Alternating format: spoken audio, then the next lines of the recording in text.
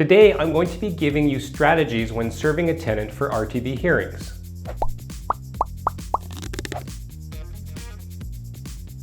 To recap, we spent quite a few episodes speaking about the different types of hearings at the Residential Tenancies branch, but you won't be able to get any further than just applying for the hearing if you aren't able to serve the paperwork to the tenant. Please keep in mind we're not professional process servers, so what I'm discussing are the basics in serving a tenant. Let's go back to definitions. In looking at the actual Residential Tenancies Act, it states, when giving a tenant notice, a landlord must deliver the notice to the tenant in person. The landlord can also hand it to an adult at the rental unit. If there is more than one tenant, the landlord must put all of the names on the notice. However, generally the landlord doesn't need to give each tenant their own copy of the notice. So what does that mean exactly? Well, okay, let's clarify. The Act says you have to deliver the notice to the tenant in person. But let's say you have a roommate situation or a husband and wife on the lease. When you serve the notice at the property, you don't have to hand it to the tenant themselves, only an adult that answers the door. Therefore, in our example, both roommates on the lease are not home, but their other roommate who is an approved occupant but not on the lease answers the door.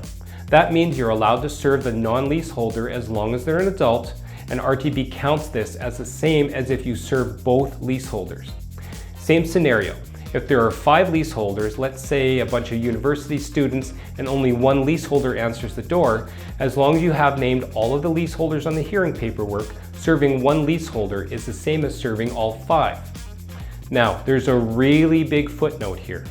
You're allowed to serve a tenant anywhere. It doesn't have to be at the rental property.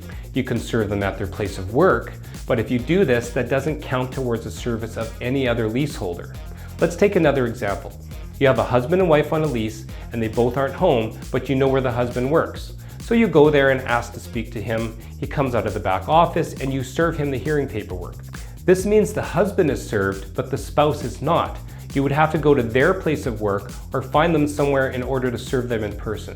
Hope that makes sense?